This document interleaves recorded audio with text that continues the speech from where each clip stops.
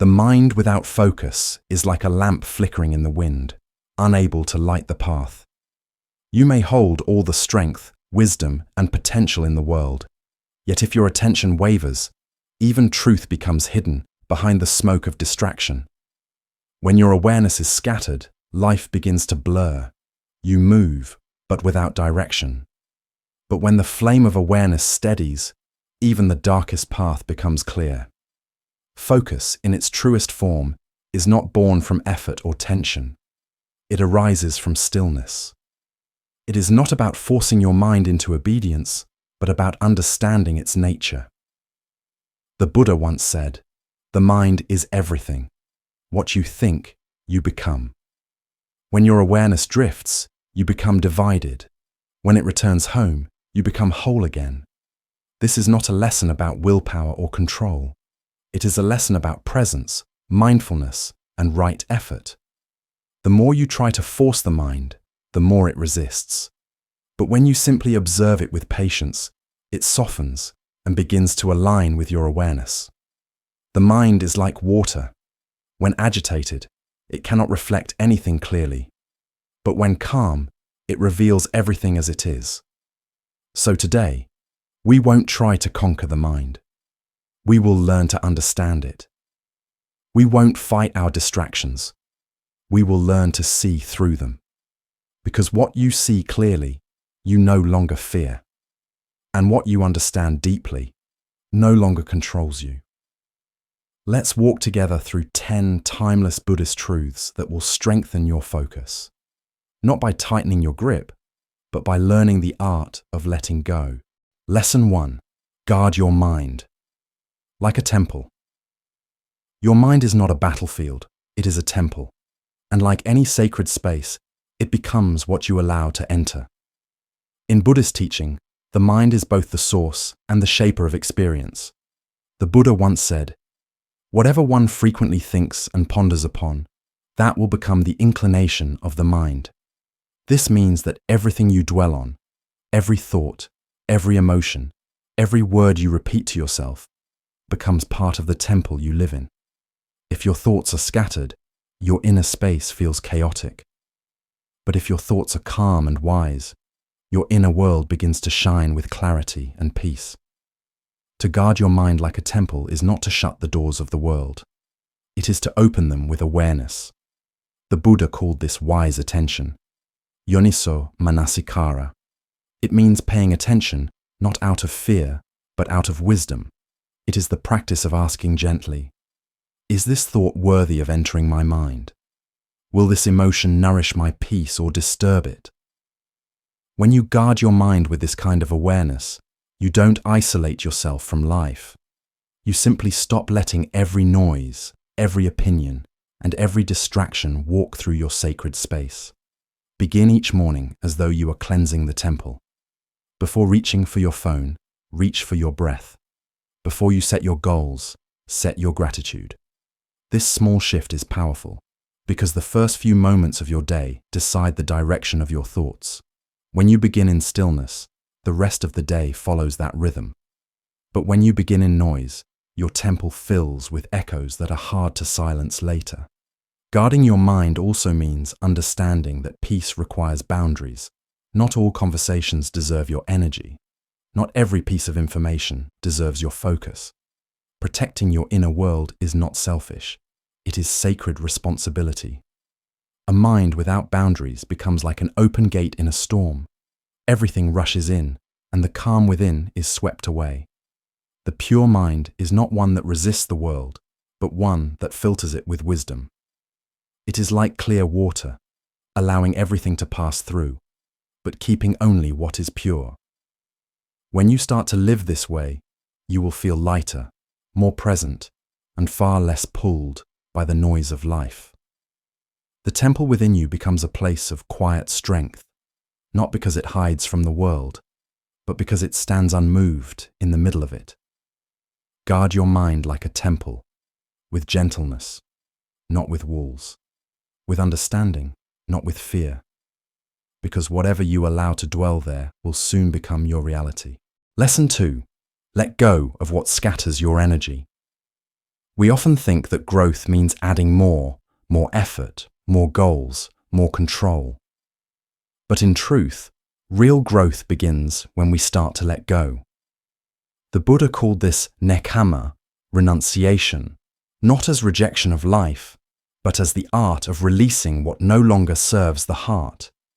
You cannot pour tea into a cup that's already full of dust. You must first empty it. The same is true of the mind. When it's filled with unnecessary desires, comparisons, and noise, there's no room left for peace. Each unnecessary desire is a thread that ties you to the noise of the world. You may not see the strings, but you feel their pull. Every time you open your phone out of habit, every time you chase approval, every time you cling to what should have already passed. These small attachments scatter your energy in 1,000 directions, leaving you weary and distracted. True focus is not born from force, but from release. When you stop clutching at everything, what matters most naturally comes to the surface. Letting go doesn't mean giving up. It means making space. It means choosing simplicity over struggle, clarity over clutter. Imagine standing in a river, gripping every branch that floats by. One by one, you fill your hands until you can no longer move. But when you let the branches drift away, the water carries you forward effortlessly. That's the nature of release. It restores flow. The Buddha taught that right effort is not about pushing harder, but about abandoning what weakens the mind and nurturing what strengthens it. It's the discipline of quiet subtraction, removing what drains your energy so the light of awareness can shine through. When you practice this, you begin to see how much of your suffering is self-chosen, how much weight you carry simply because you haven't set it down. Tonight, before you sleep, try this simple practice.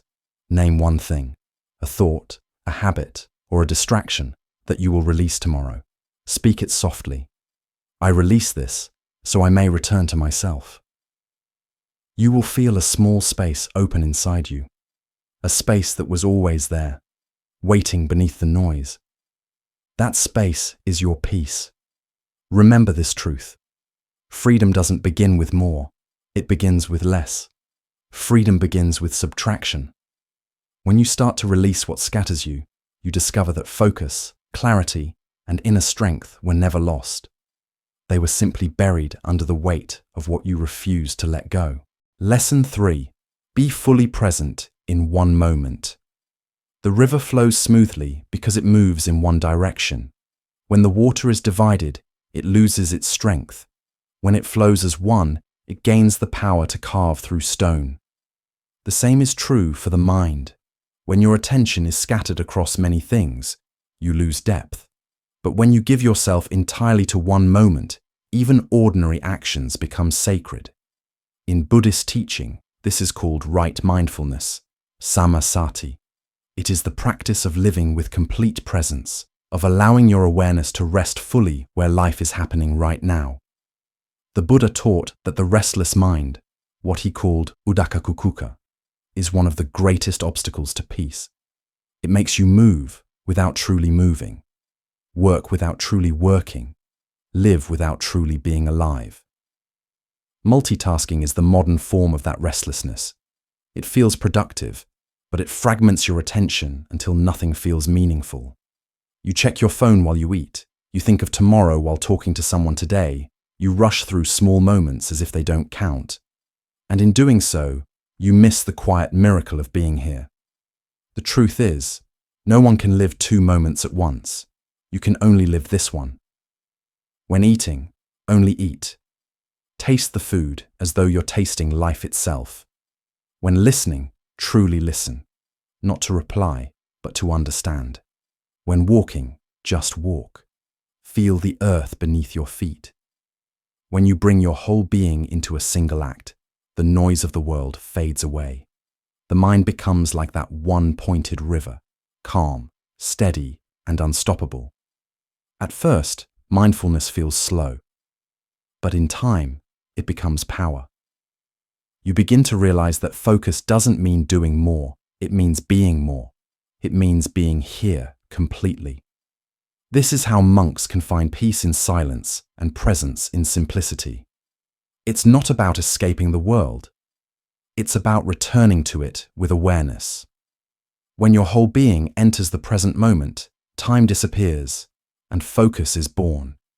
You no longer chase the next thing because the fullness of this moment becomes enough.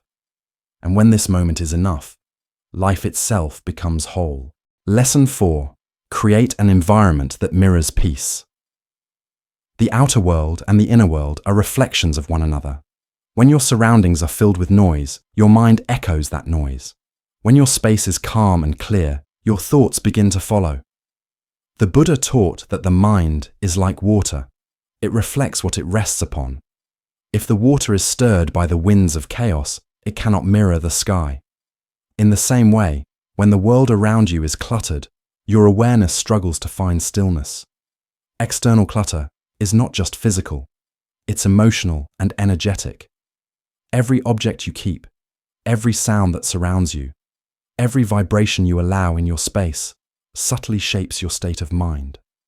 Monks live in simplicity, not to deny life's beauty, but to experience it more clearly.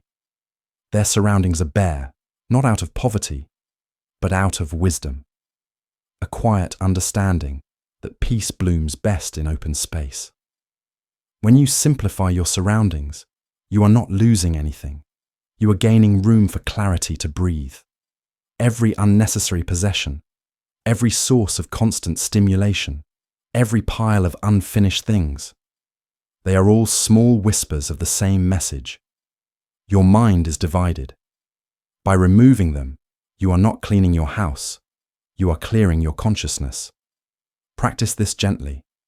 Choose one corner, one desk, one shelf, and make it sacred. Let it breathe. Sit there in silence each morning before the world enters. Let that small space remind you of what peace feels like. Slowly, the clarity of that corner begins to influence everything around it. This is how monks build temples, one brick of mindfulness at a time. Peace is not found in the place you go, it's in the space you create. The world will always move, noise will always exist, but your peace depends on the environment you build within and around you. When your space mirrors stillness, your mind remembers how to be still. When your surroundings are simple, your thoughts become pure. So simplify until you can breathe deeply again. Let your space reflect your intentions, not your distractions. Because the clearer your outer world becomes, the brighter your inner world will shine. Lesson 5. Train the mind with stillness. Stillness is not the absence of movement, it is the presence of awareness. The world teaches us to keep moving, to keep reaching, to fill every quiet space with sound and every pause with action. But the Buddha taught another way, the art of stopping, of sitting quietly until the waves of thought settle and the truth beneath them becomes clear. In samatha meditation, the goal is not to silence the mind, but to understand it. You don't chase your thoughts away. You simply stop feeding them. You observe them rise and fade like clouds drifting across a vast sky. You begin to realize that thoughts are not the enemy. It is your attachment to them that causes unrest. When you stop chasing every thought, you begin to see the space between them. That space is peace. That space is strength. The moon reflects clearly only when the lake is still. If the water is disturbed, the moon doesn't disappear. It's just distorted. The same is true for your mind. When it's restless, your true self becomes hidden under ripples of noise and fear. But when you practice stillness, clarity returns. You begin to see reality as it is, not as your emotions color it. Stillness does not mean withdrawing from life. It means entering it with calm power. In stillness, you are not frozen. You are fully awake. It's where your attention sharpens, your intuition strengthens, and your energy gathers. This is why stillness is not weakness. It's the strength that moves mountains, because it moves them without force. Begin simply. Each day, give yourself 5 minutes of silent breath awareness. No music, no words, no expectations. Just you, your breath, and the quiet space between inhale and exhale. In the beginning, the mind will resist. It will wander, chatter, pull you back into noise. Don't fight it, simply notice it, and return to the breath. Over time, you'll find that the same mind that once scattered you becomes your greatest ally. True mastery of attention is not about holding tighter, it's about relaxing deeper. When the body softens and the mind settles, awareness becomes effortless. Stillness doesn't take you away from life. It brings you closer to it. Remember this: stillness is not empty. It's full of everything you've been too busy to notice. It's where wisdom whispers, where focus is reborn, and where your spirit finally rests. Lesson 6. Transform obstacles into the path. Every obstacle you face is not a barrier, it is a mirror. In Buddhism, the path is never separate from difficulty, the obstacle is the teacher. This truth lies at the center of the Four Noble Truths. Suffering, dukkha, is not the enemy to escape, but the entryway to wisdom. When pain arises, it reveals where we are still clinging, where the mind still resists reality. Suffering has texture. It presses, burns, demands attention. Yet if you meet it mindfully, that same fire becomes your forge. Pain is like fire. Burn with it consciously, and it purifies. Fight it blindly, and it consumes.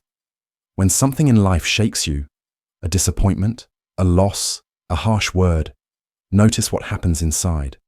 The restless mind wants to react, to blame, to escape.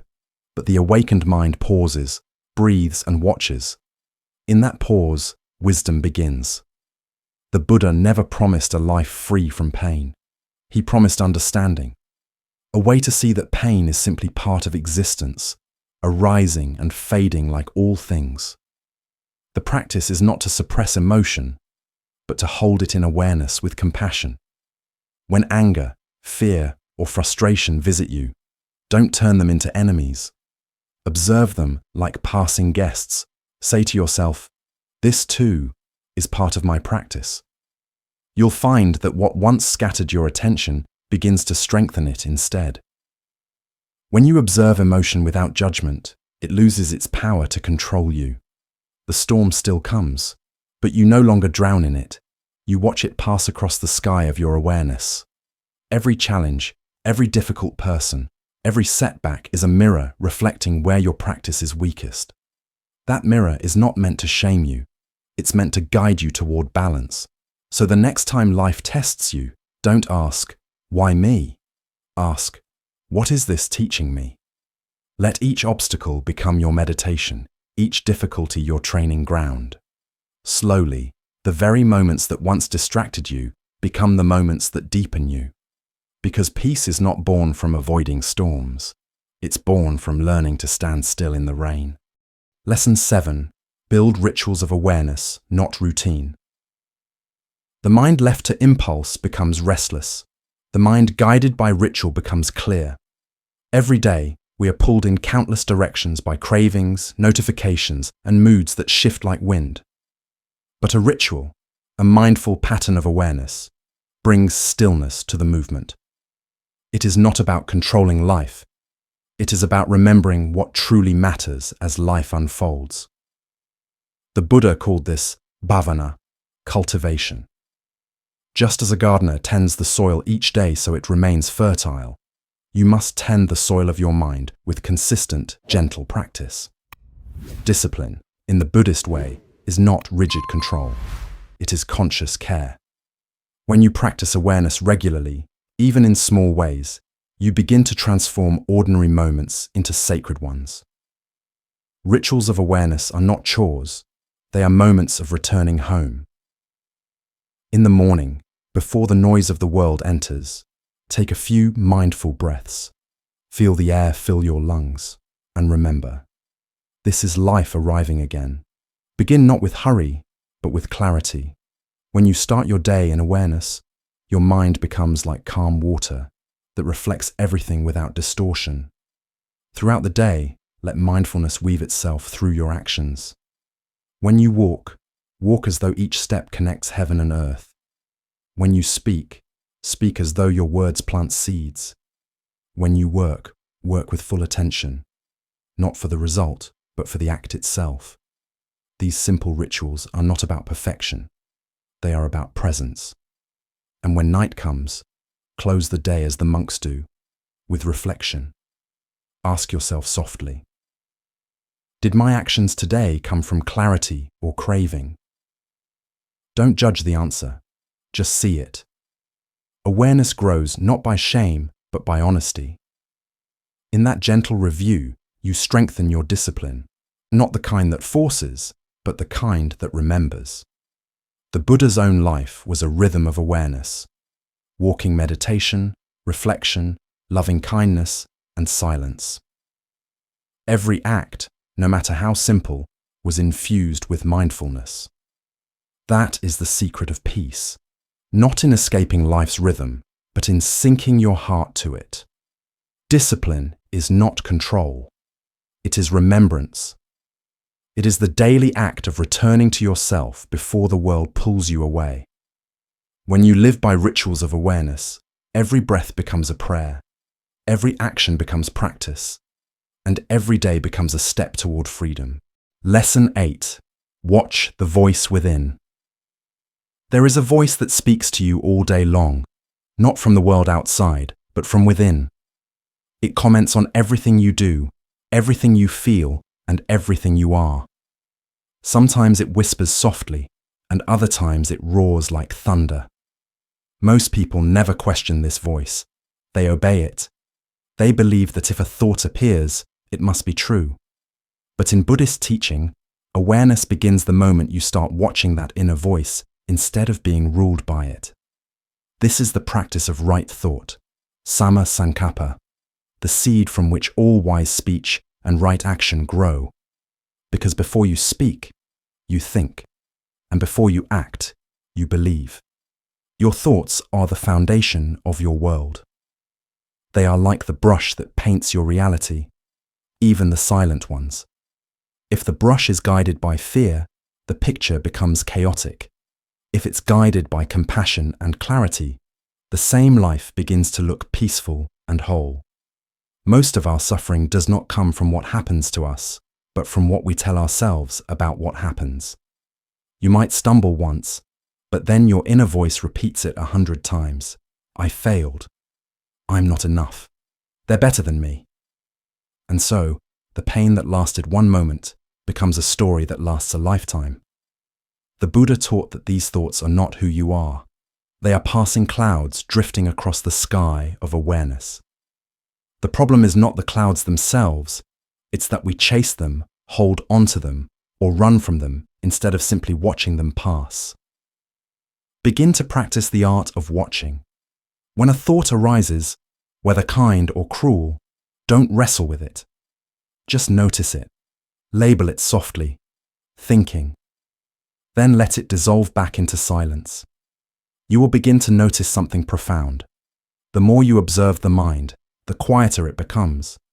Because awareness is like sunlight. When you shine it upon your thoughts, they lose their power to control you. When the voice within turns harsh, meet it with compassion, not resistance. If you catch yourself judging, replace that judgment with gentleness. Say to yourself, it's okay to feel this. I am learning. This is not indulgence. It is healing. A mind trained in compassion becomes calm, and a calm mind becomes wise. In this state, you no longer fight your thoughts, you befriend them. And in that friendship, peace begins to grow. Your inner dialogue is the soil where your future takes root. If you fill it with anger, doubt, or self-blame, your life will reflect that tension. But if you fill it with awareness and kindness, your world becomes soft, balanced, and resilient. The Buddha said, all that we are is the result of what we have thought. So, train your thinking as you would train your breath, with patience and with care. The mind that observes itself grows wise. Because in that observation, you discover a truth that changes everything. You are not every thought that crosses your mind. You are the space in which those thoughts arise. and the awareness that gently lets them go. Lesson 9. Strengthen the body, calm the mind. The mind and body are not two separate things. They are reflections of one another, always in silent conversation. When the body is restless, the mind echoes that restlessness. When the body is tense, thoughts tighten. But when the body softens, the mind naturally begins to settle. This is why the Buddha taught Kayanupassana, mindfulness of the body, as one of the essential foundations of awareness. Because to train the mind, you must first learn to listen to the body that carries it. Think of your body as the vessel of your consciousness, the ground upon which all your thoughts are built. If that ground is unstable, even the most beautiful ideas begin to tremble. We often forget that focus does not begin in the mind. It begins in the breath, in posture, in presence. You cannot build clarity upon exhaustion. You cannot find peace inside chaos. When your physical state is neglected, your mind becomes its mirror, scattered, impatient, and weary. The body, however, holds a wisdom that the mind often forgets. Notice what happens when you simply breathe deeply for a few moments. The breath anchors you, quiets the noise, and pulls you back into now. The Buddha described the breath as a bridge between body and mind. Each inhale gathers awareness. Each exhale releases tension. If you follow this bridge long enough, you will find stillness waiting at the other side. Before you sit in meditation, move gently. Roll your shoulders, stretch your spine, feel your feet against the floor. This simple act prepares the mind for stillness. If the body holds discomfort, the mind will keep returning to it. But when the body is open and relaxed, awareness can settle naturally, like a bird landing on calm water. Try walking meditation, an ancient practice where every step becomes a reminder of presence. As your foot touches the ground, breathe in. As it lifts, breathe out. Slowly, the rhythm of your steps begins to match the rhythm of your heart, and you feel an unspoken harmony between movement and peace. The key is not to control the body, but to inhabit it fully. Feel every sensation, not with attachment, but with curiosity. The brush of air on your skin, the steady beat of your heart, the rise and fall of your breath. These are not distractions. They are doorways.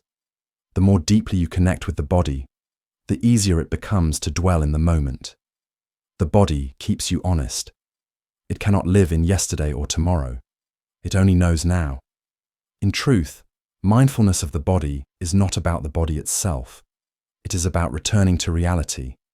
When you eat, eat slowly. When you rest, truly rest. When you move, move with awareness. Each action becomes a meditation. Each gesture an opportunity to come home to yourself. The calm mind is not achieved by escaping the body, but by being rooted within it. When the body is still, the mind finds home. And in that home, you discover a strength far greater than control, the strength of balance. A steady body becomes a temple for stillness. A relaxed body becomes the cradle of clarity. If you care for your body with awareness, it will care for your mind in return. And when both move in harmony, life itself begins to feel effortless. Lesson 10. Live as if each moment is sacred. Every breath you take is unrepeatable.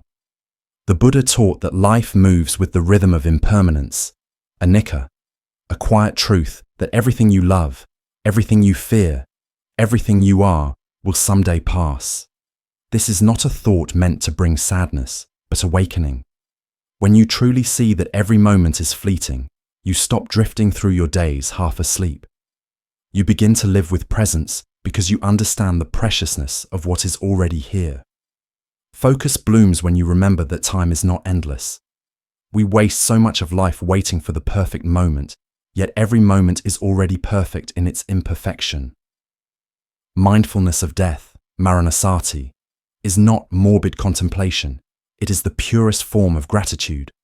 It reminds you that this breath, right now, is the only one you can be sure of. Everything beyond it is uncertain. So each morning, whisper to yourself, This moment will not return. Let those words soften your mind and awaken your attention. You'll begin to feel how fragile and beautiful each second truly is. When you live as though each breath might be your last, distractions lose their power. The trivial things that used to stir anxiety, the arguments, the comparisons, the endless noise, begin to fall away.